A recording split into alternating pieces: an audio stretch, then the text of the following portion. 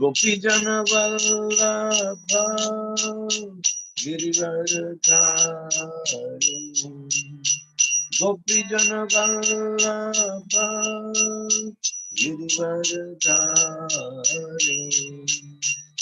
यशोदानंदन व्रज जनरंजन यशोदानंदन व्रज जनरंजन जमुना तीर वनचारी जमुना तीर वनचारी जय राधा माधव कुंज बिहारी जय राधा माधव कुंज बिहारी गोपी जन वल्लभ गिरिवरधारी गोपी जन वल्लभ गिरिवरधारी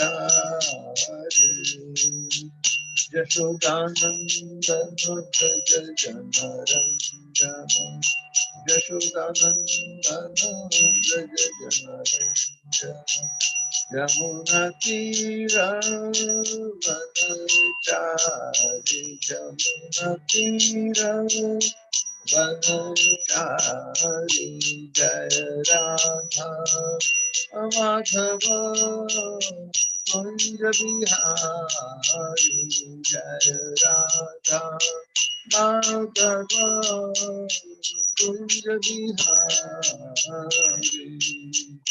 गोपी जन वल्लभ गिरिवरधारी गोपी जन वल्लभ गिरिवरधारी यशोदानंदन व्रज जनरंजन यशोदानंदन व्रज जनरंजन यमुना तीर वनचारी यमुना तीर वनचारी जय राधा माधव कुंज बिहारी जय राधा माधव कुंज बिहारी जय राधा माधव कुंज बिहारी जय ओम सुपाद परमहंस परिव्रजकाचार्य तत्पर सतर Shrimad His Divine Grace of Charanarvind Vedavyasa Swami Srila Prabhupada की जय अनंत कोटि वैष्णव वृंद की जय रामाचार्य श्री हरिदास ठाकुर की जय प्रेम से कहो श्री कृष्ण चैतन्य प्रभु नित्यानंद श्री अद्वैत गदाधर शिवासादि गौर भक्तवृंद की जय श्री श्री राधा कृष्ण गोपीनाथ श्याम कुंड राधा कुंड गिरि गोवर्धन की जय ब्रज वृंदावन धाम की जय नवदीप धाम की जय गंगा माई की जय जमुना माई की जय भक्ति देवी की जय तुलसी महारानी की जय समावित भक्त वृंद की जय निताय गौर प्रेमानंदे all glories to assembled devotees all glories to assembled devotees all glories to assembled devotees all glories to Sri Sri Guru and Sri Bhagwan.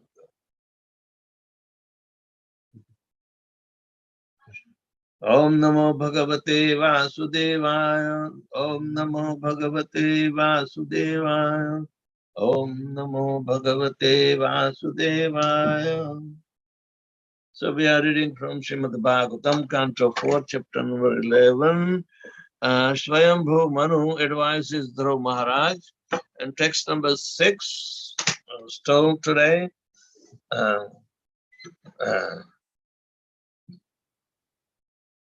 Dran Hanyamananan Abhivikshya Guhyanakan Anagasah Chitrarathena Burishaha Anutta Autanapadin Kripaya Pitambaho Manur Jagado Apagataha सहस्रिभिः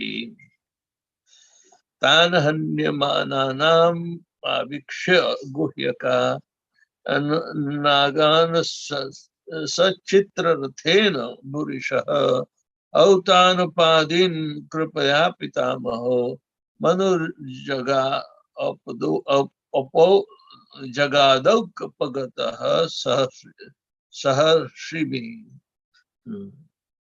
तान् हन्यमानानाम् अनपेक्ष्य गुह्यका नागान् सचित्ररथेन भूरिशः औतानपादीन् कृपया पितामहो मनुर्जगाद औषगतः सह श्रीभिः.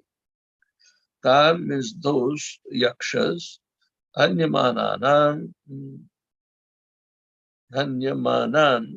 being killed, abhiviksha seeing, guhyakan the yakshas, anagasaha of offenseless, chitrarathena by Dhruva Maharaj, who has a beautiful chariot, Bhurishaha greatly, Uttanapadim unto the son of Uttanapada, Kripaya out of mercy, Pitamaha the grandfather, Manu, who Swayambhu Manu, Jagad gave instruction, Upagataha approached Saharishibhi with great sages.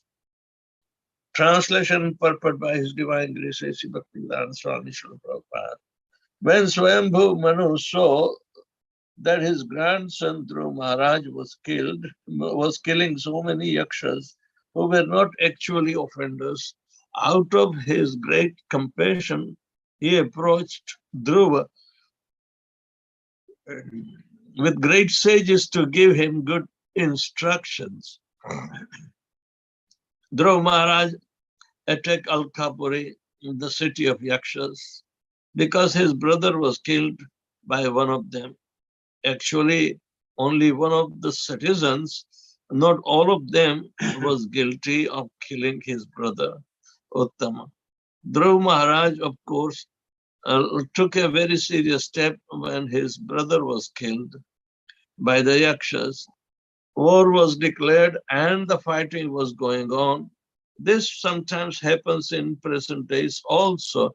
For one man's fault, a whole state is sometimes attacked. This kind of wholesome attack is not approved by Manu, the father and the lawgiver of the human race. He therefore wanted to stop his grandson Dhruva from continuing to kill the Yaksha citizens who were not offenders. Om Jnanatimirandhasya Jnananjana Shalakaya Chakshul Militanjena Tasmai Sri Guruve Namaha Sri Chaitanya Manobhishtam Sthapitam Yen Bhutale Swayam Rupa Kadamahyam Dadati Swapadantigam Vandeham Sri Guru Sri Tapadakamalam Sri Gurun Vaishnavanscha Sri Rupam Sagrajatam Sagana Raghunathan Tam Tam Sajivam Sadvaitam Savadutam Parijamasayitam Krishna Chaitanya Devam Sri Radha Krishna Padan Sagana Lalita Sri Vishakhantanscha He Krishna Karuna Sindhu Dinabandhu Jagatpate Gopesha Gopika Kanta Radha Kanta Namastate Tapta Kanchana Gaurangi Radhe Vrindavaneshwari Vrishabhanu Sate Devi Pranamami Haripriye Vancha Kalpatarubhyascha Kripa Sindhubhya eva cha Patitanam Pavanebhyo Vaishnavebhyo Namo Namaha Namaham Vishnupadaya Krishna Prishtaya Bhutale Srimate Bhaktivedanta Swami Niti Namine Namaste Saraswati Deven Gauravani Pracharine Nirvishesha Shunyavadi Paschatya Deshatarine Jai Sri Krishna Chaitanya Prabhu Nityananda Shri Advaita Gadadhar Shivasadi Gaur Bhakta Vrinda Hare Krishna Krishna Krishna Hare Hare Hare Rama Rama Rama Hare Hare.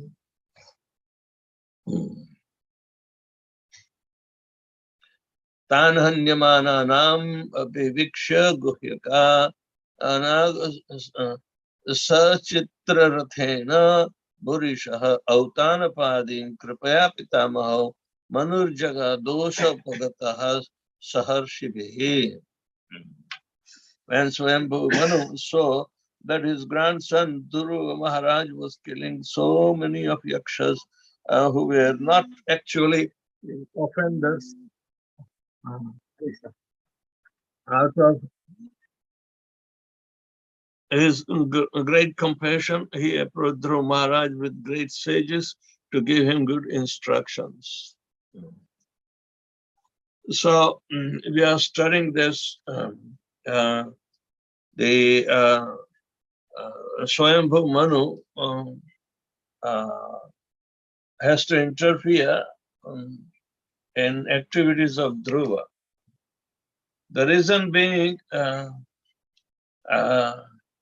Dhruva was, of course, overambitious. And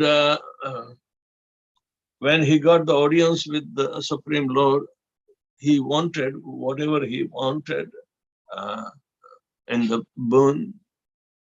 And because from the childhood, he was so much having a determined, mindset, because his character was, he was a great son of a great father. So naturally, the royalty and the greatness and greatness in the ambitions, nobody was surpassing. The initial kings are the rulers of the whole world. Rulers of the whole world. And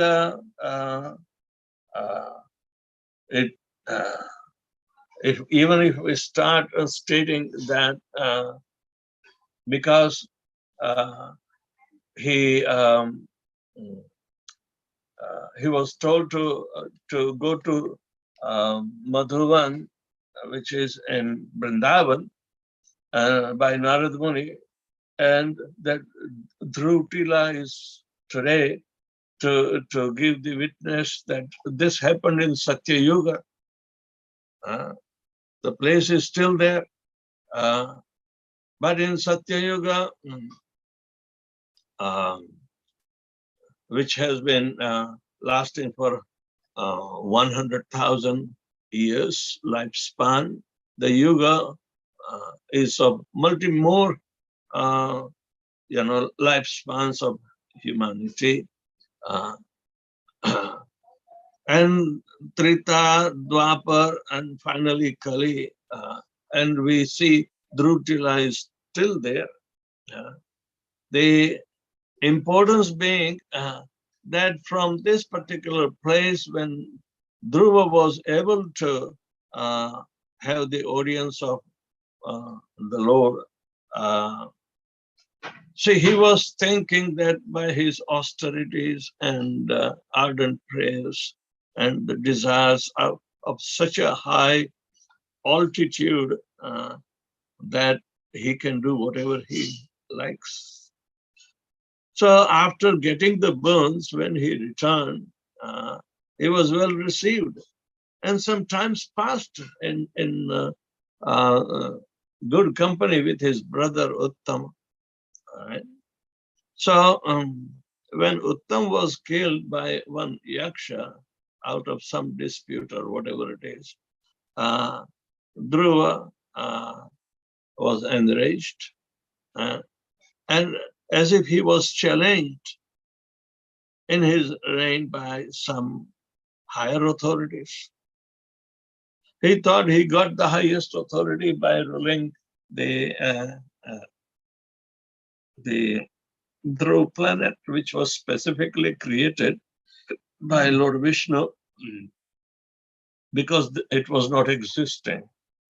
So he wanted the longest life and the biggest territory to rule over, on not only of his father, but he got something identical to his grandfather, Brahma. So great-grandfather. So naturally, he was very proud and obsessed with the supremacy that he can't tolerate the Uttam being killed by one of the yakshas. All right. So he took revenge and he started wiping out the whole yaksha race. And that is not fair.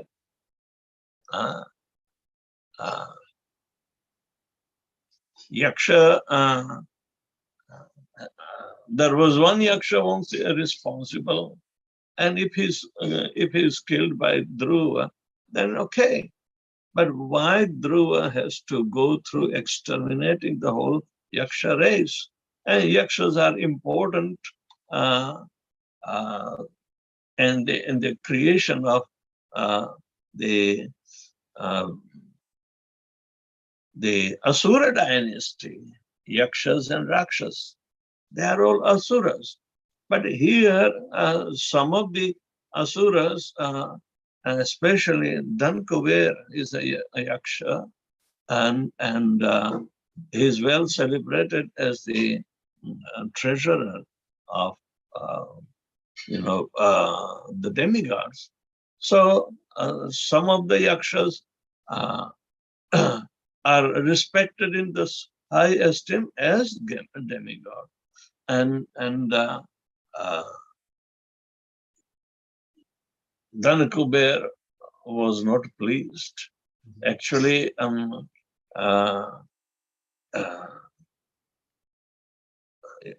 the Dhankuber yaksha was also very much disturbed and offended by unnecessary killings of others. So Manu Maharaj, being the original ruler, the grandsire of the ruling dynasty, and Dhruv was second in line after Uttanapad, and his uncle, what's his name? Priyavrata. Yeah, Priyavrata. So, but yet Dhruv was able to get the favor of the Lord.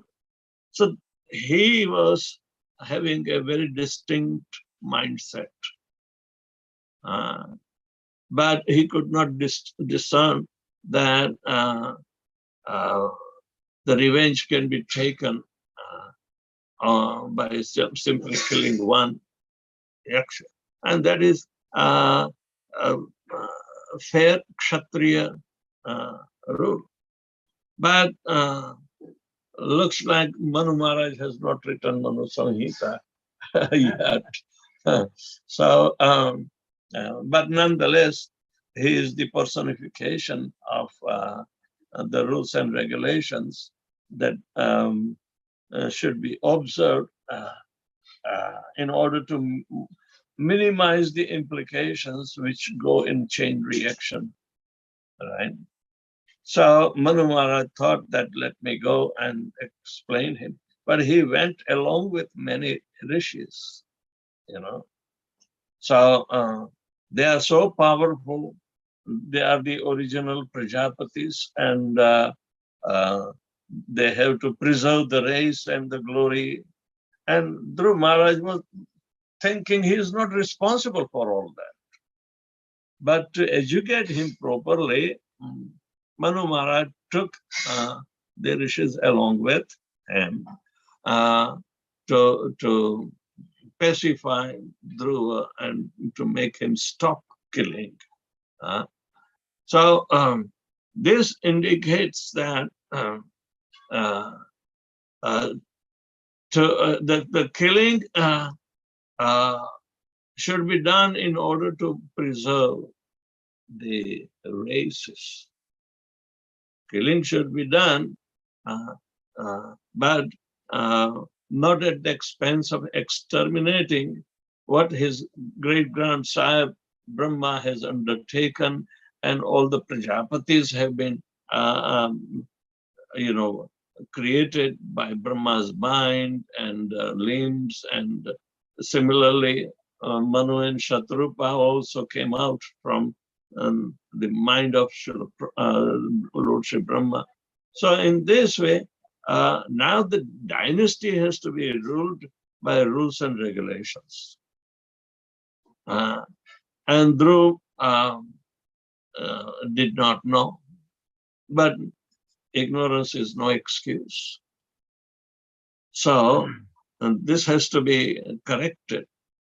Now, if we see the descendants of Manu, they are all Manavas, and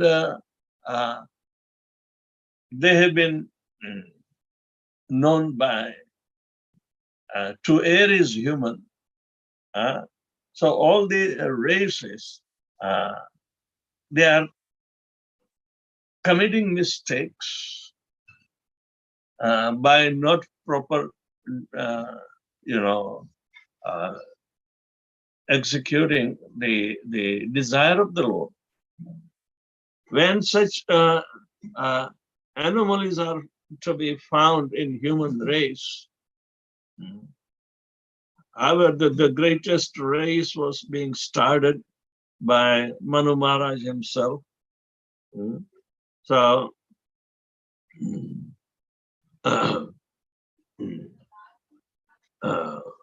Manu Maharaj had to take the command of control, and he was thus ready to go along with the rishis to pacify in a very ethical way. Pacify him in ethical way. The ethics are very important in our lives. Ethics means proper conduct for the benefit of all. It is not a one-sided thing. So the rules and regulations are coming under the ethics to continue the race with its glories. Right. So Dhruv Maharaj needed some ethical advice. This is important in the life. We know the Achar Sanhita or ethics. They are very important even to govern our ISKCON administration as well as the conduct of general. So Srila Prabhupada created a similar empire to preach the glories of the holy name all over the world. But the devotees also have to follow the ethics of good conduct themselves, become example for others to follow. So with that intention,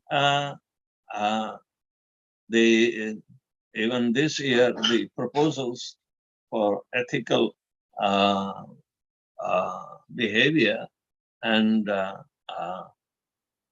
that has been scrutinizingly done, and everybody has to be familiar with the rules and regulations that are coming from Manu Samhita, and modern times also how they will be applicable in the life of a devotee.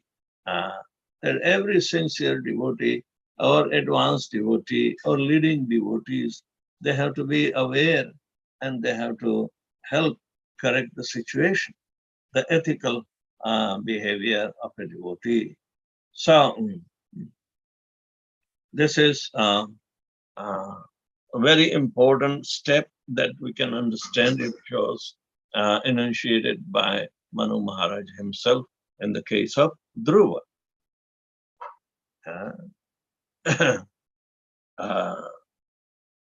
Ethics are physical guidelines, so we can provide proper atmosphere for ourselves and proper, work, or what we call outlook of the service that is going to be counted as devotional service. That we need to understand and not transgress out of even a devotional fervor.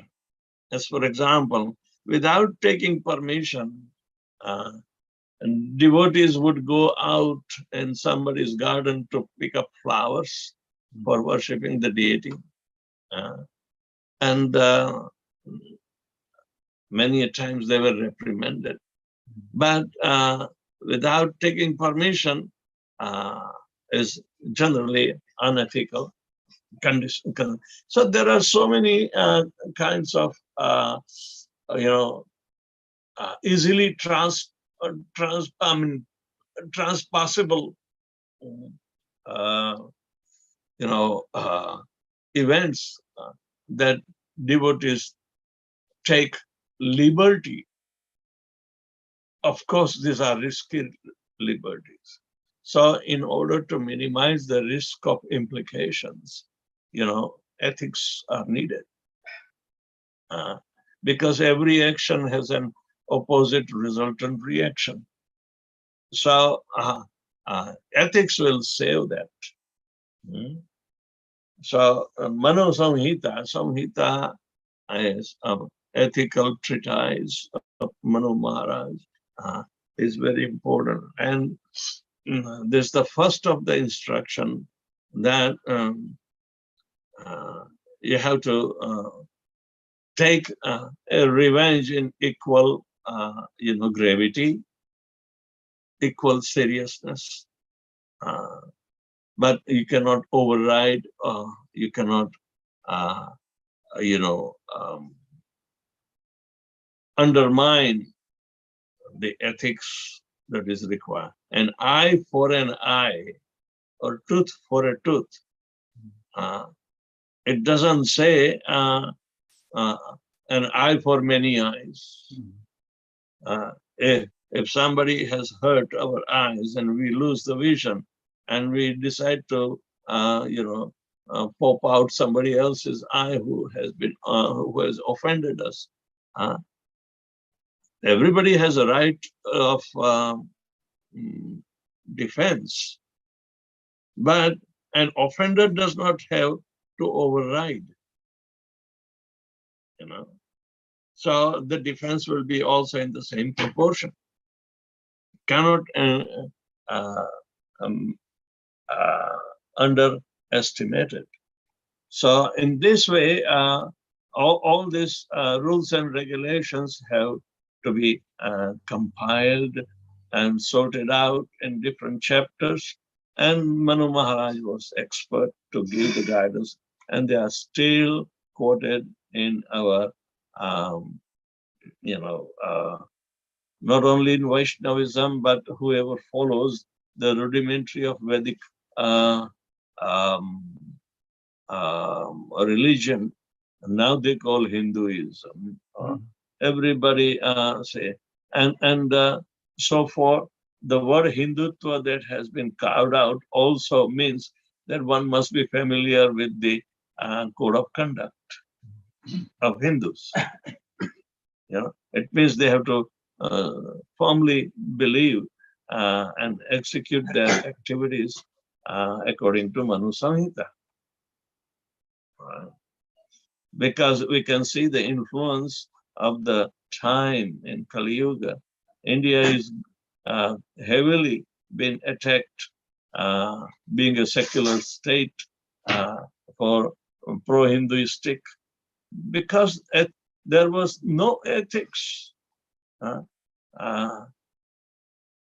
This is also telling that 70 years of ruling party of Congress was working out unethically. And that has been exposed. So similarly, ethics have to be re-established according to Manu Samhita. And they call it, oh, you are becoming a Hindu Rashtra. Or Baba, Bharat is, when British was divided, it was divided into Hindustan and Pakistan. The Hindustan is still there. But the point is, they must follow the ethics, just like Sharia laws for Muslims, then this Manu Samhita is for the Hindus too. So all the balancing act would be proposed instead of unilaterally taking decision and become rampant. We can see even in Dhruv Maharaj descent, where Maharaj Anga, and Maharaj Anga was very pious and he ruled. But when he suddenly passed away, then his son Vena has been put in charge. But Vena was very notorious. He didn't follow any ethics. And the Rishi Munis thought we should finish him off. But how does the royalty will continue? But they were knowledgeable about creating the progeny from the dead body. So the first trial again of producing by the life from the churning of the thighs of Vena, and the Nishad was born, and he was totally unethical, uncivilized.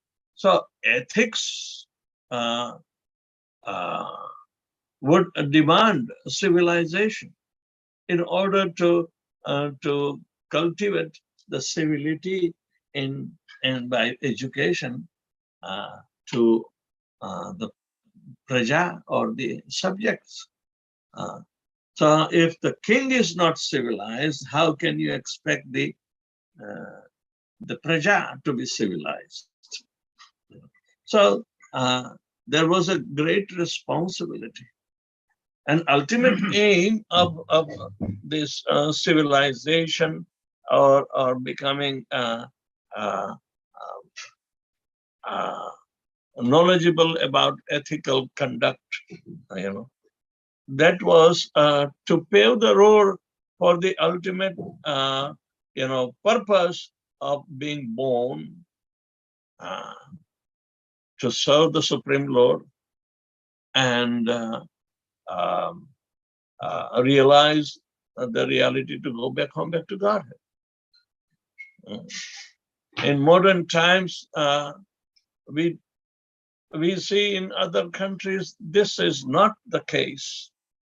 But in Indians, the Vedic civilization has been aiming at the ultimate salvation, of going back home, back to Godhead. Because the jiva can be only properly engaged under civilized condition. After all, it's a matter of jiva, which is for eternity to going back home, how much civilized conduct he must have to do. But the process of bhakti surpasses all methods of civilization that Manu Samhita has given. Pure devotional service is also the aim of the real ethical behavior. A devotee's ethical behavior or the process of civilization is according to the transcendental nature to be obtained, even though we are in physical body. So there are two parts. The Manu Samhita or the ethics has for the social behavior, means external behavior of the body, body's behavior, and mind, intelligence, and ego. Subtle behavior is there. But the spiritual behavior of eternity, there are indications. And Manu Samhita at least is the guiding life principles of a civilized human society. And in our history, there was only civilization, the oldest civilization of the life, the purposeful life of going back to Godhead was assisted by Manu Samhita. Manu Samhita is at least physical guideline to become pure and well settled in mind with the discrimination between Sat and Asat. The civilization was flourishing. So therefore we see a lot of differences as the time which is all devouring. In today's civilization and what is described in the period of Mahabharata and what is described in the Vedic text. So Vedic text describes, according to the Yuga, in Satya Yuga, the proper conduct was one has to do very austere, and tapas was the means to become self-controlled and finally equilibrium of mind to enter into samadhi. But at the end, one was receiving either the holy name or meditation to fix one's soul into the Brahman realization. Right? So these are very regulated, conduct, and they have been still honored, even though you can't imitate what with the civilizing code of conduct was in tapascharya or the austerities in Satya Yuga can be ever imitated in Kali Yuga. Krite dhyayato Vishnu, Tretayam yajato makhai. In Treta Yuga, the code of conduct was in establishing the training of the absolute truth through fire sacrifice. But that is purifying, no doubt. But to go back home, back to Godhead, that phase is only the holy name at that time, right? So first, and in Treta Yuga, the civilization was dependent upon attending the temples, and charity was the means. And charity was entrusted to the temple, and they were serving so many people. Actually, Food for Life program is going on since Dwapara Yuga. The temples were given authority, and therefore they have to amass land as well as the money. Our temples in India is still having so much wealth. Thiruvananthapuram, Sri Padmanabh, Ananta Padmanabh temple. It's a mind-boggling thing. But these artifacts are still there. They are of the previous age. It has been described that it was the room.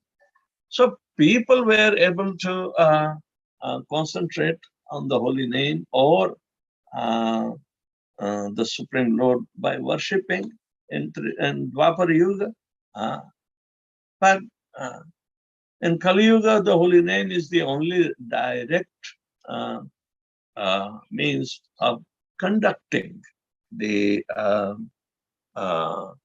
civilized act.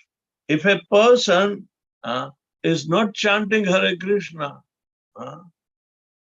is considered to be a dead or uncivilized person. And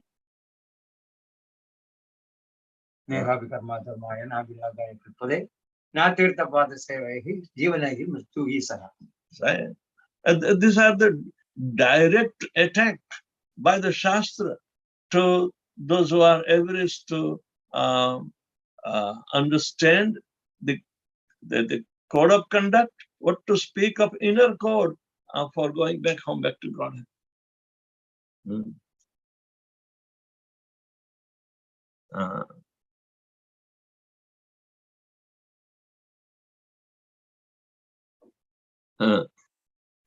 When somebody is not attracted with Lord Nityananda's mercy and inducing him to chant Hare Krishna Mahamantra, Lochandas says, then Sei Papi Alo Gelo uselessly comes into this material world and goes performing nothing. It's a waste of life. So when we understand the need of Krishna consciousness is the ultimate aim of our not only civilization, civilized act, or through the ethical, Achar Sanhita, ethical compilations, of all the rules and regulations, they have to follow. So, of course, ISKCON has undertaken several years back this ethical committee and suggested so many norms to follow. Every devotee should be, or they are instructed to follow this rules and regulations to be counted as the most civilized tribe in human being, that is called devotees. Because Krishna directly favors them. And therefore Krishna loves them in Kali Yuga more than in other yugas.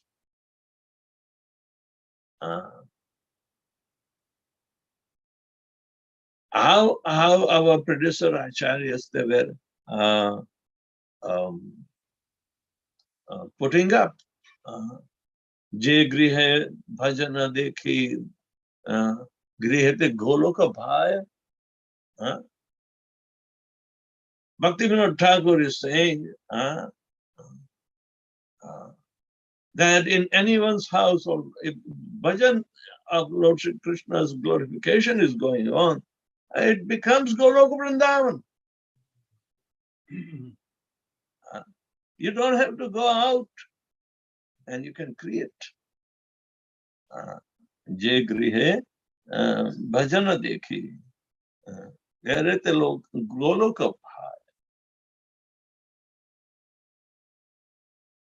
So, Manu Samhita is beginning, And this incident, that Dhruv Maharaj has to be corrected. You can't have unlimited, revenge for one body, one soul. So Samhitas are written in order to guide the mankind, and we should not ignore. It is helping guidelines for becoming a civilized society. So, anybody has any question or comments?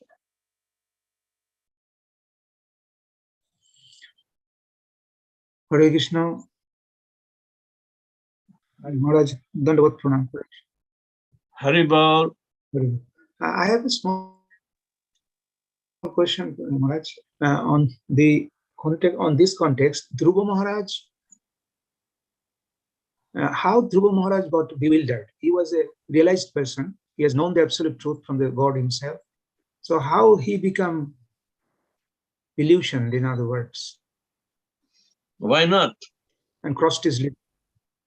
Being a king, he has to be in the mode of passion.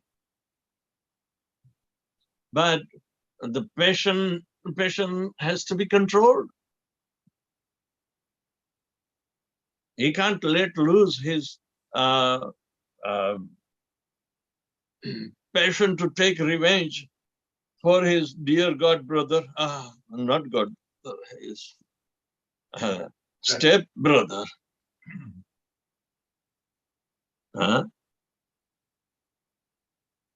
When you are given immense power to rule over, the power will have to be controlled. You can't let loose unlimited power to, otherwise it's overflooding the situation, which is destructing the many situations which are unwanted, unwarranted things. If the floodgates of a big dam are let open, thinking that the dam will be broken, it will inundate the whole civilization lying in the valley. So control is necessary. Who can control the overriding of the situation? Man doesn't have that kind of discrimination in the mode of passion. Dhruv Maharaj's passion was highly inflated right from his childhood.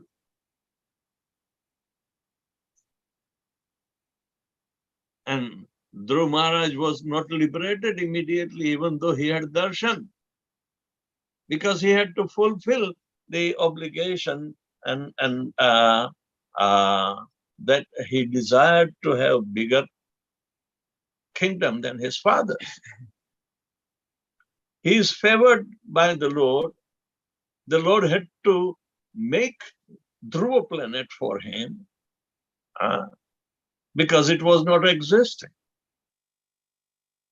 So if Krishna can or willing to do anything, but then Dhruva also had to be checked out. He had a desire, but that desire is a chained desire after having the audience with the Supreme Lord. And that desire is coming through the effect of repentance and crying. But in front of Lord Vishnu, he could not say so, that, my dear Lord, I'll be so much engaged in the karmic activity. I did not know that I would be in Maya for all these years simultaneously. Can you please protect me from that? So Ruling for the sake of Lord Vishnu is one thing. But ruling just like an imitation of Lord Brahma without performing the activity of Brahma, Dhruva is getting the planet. No responsibility. So, it is said that Dhruva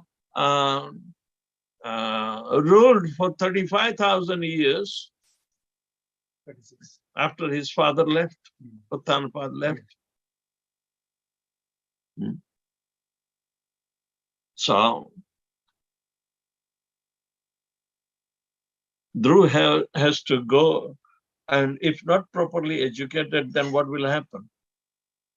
He will have to, he will have to bear the offenses that are created during taking the revenge. Unnecessary killing thousands of yakshas.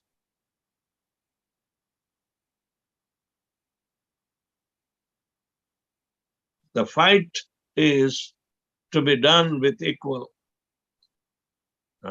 You can't override.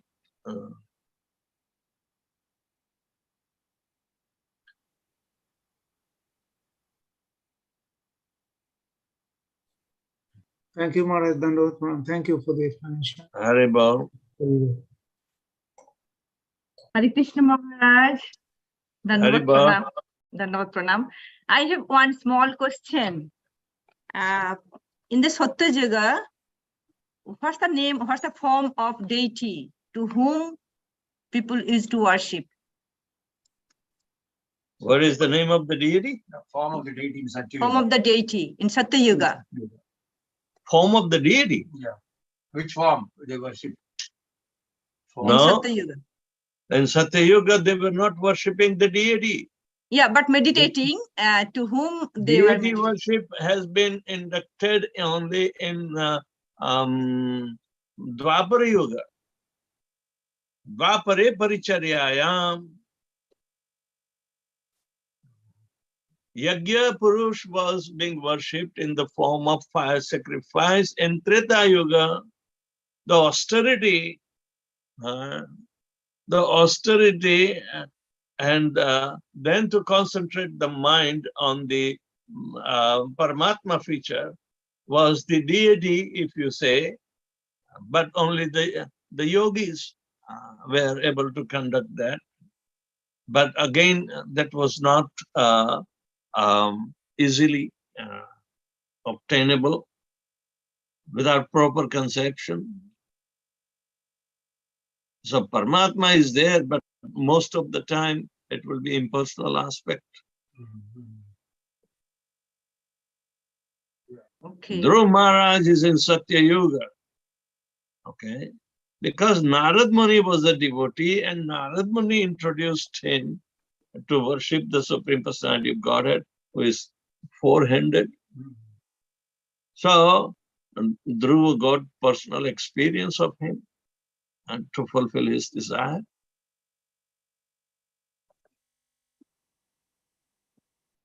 So if you say that the only deity is Lord Narayan, but how many were worshipping this deity?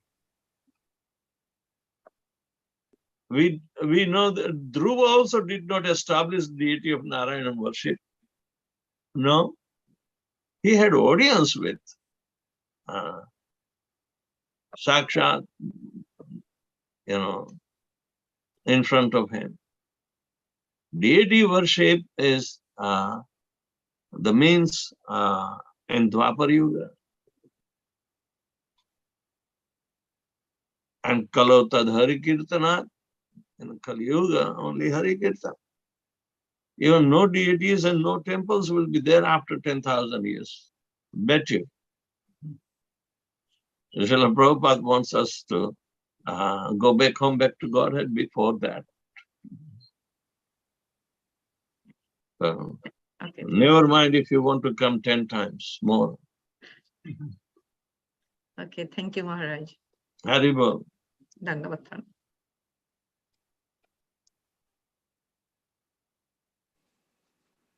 Hare Krishna Maharaj, Dandavad Pranam. Yeah. Maharaj, thank you for a very nice class. Just one on Brahma Samhita. Srila Prabhupada said Brahma Samhita, Manusmriti is the law book for mankind. But in India, I see that the current secular people, they really abuse Manu Samhita. Why is that? I mean, is it? I mean, this Dr. Ambedkar, he had actually started burning Manu Samhita. And I think there's a tradition of every 25th of December, there's a ritual taking place. So how has that come about? They were completely erroneous on the very first, of the rules of the conduct. They say in a Prajasaktak means a republic nation. We do not need the interference of religion, So they term that it is dharma nirapeksha, where the religious codes, that is also Manu Samhita, are not necessary. Nihi apeksha is a nirapeksha. But they are unaware that the code of conduct has always there. Dharma projita kaitavatra parmo nirmatsaranam satam. The kaitava dharma is the cheating religion, all right? But to worship the transcendental Lord is only taught by Srimad Bhagavatam. So there it is said that dharma's nature is nirapeksha itself. That because, say, Lord Krishna is the Supreme Personality of Godhead, and his dharma is bhakti, to attain him. Just like Lord Krishna is Swarat, independent, bhakti is also said to be independent. Tasavai punsam paro dharmo yato bhakti radoshkanje ahaituki apratihata yayatma suprasiddhiti. So if people do not come to the cardinal ethical practice of worshipping the Supreme Personality of Godhead, who is the transcendental, he is not material. So all these people are struggling because of poor fund of knowledge. They do not follow. They are hanging to the rudimentary shadows of the Vedic religion. They have to practice. And those who are out of fear, like Christianity, they go in search of other countries or overtake the other countries, like America. They say, in God we trust, but they do not know who God is. They are still writing on the dollar bill, in God we trust. But they trust nobody and no God even. It's only Prabhupada went and put faith, substantial faith in the mind of the Westerners. But this is very, very spiritually demonstrable. And that act of ethical conduct and spiritual conduct, both were so much overpowered in Srila Prabhupada that he taught the ethical conduct, how to use lota in the bathroom and not the tissue paper, and make the devotee clean and from inside out to cook for Lord Krishna.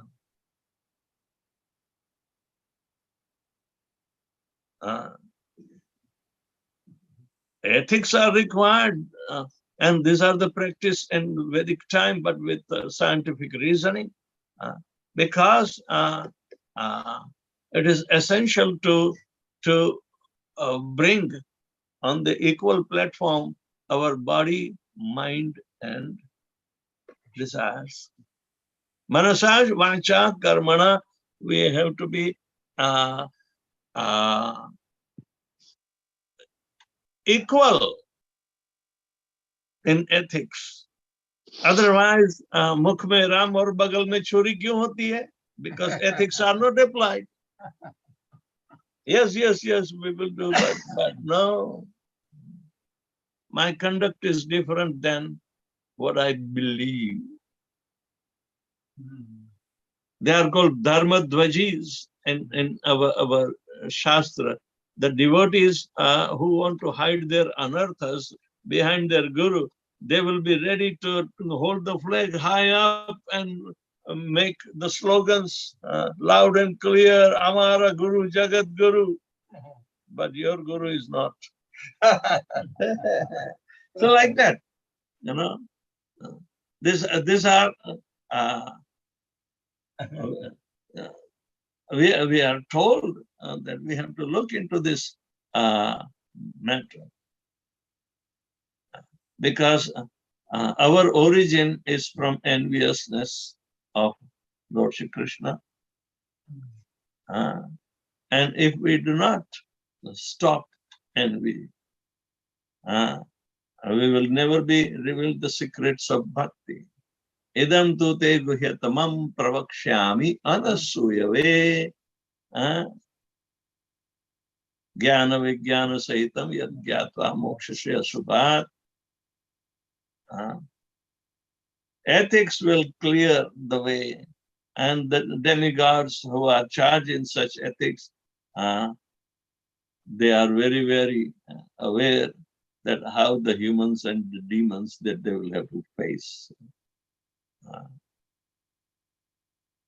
Ganesh is in charge of ethics, how to be faithful to the father, mother. They are the world around you, and then you grow up and then take the responsibility.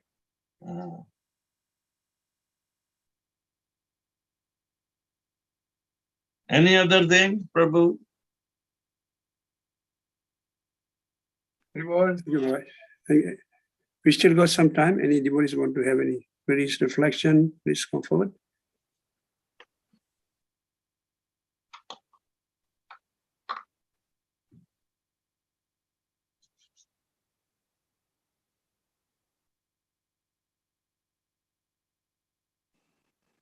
Okay, it doesn't seem to be Maharaj, so we'll end the class here. Thank you. All right. On behalf of all the Hare Krishna. devotees and Yasabala on this platform, I'd like to thank Maharaj for a wonderful class, a lot of clarification. Thank you. Hare His Krishna. Holiness Vedavyasa Priya Maharaj Swami ki jai. Jai. Prabhupada ki jai. Gaur Bhakti Panchakalpadravesha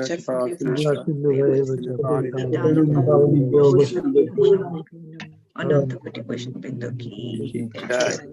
जय। वेदव्यास महाराज की जय।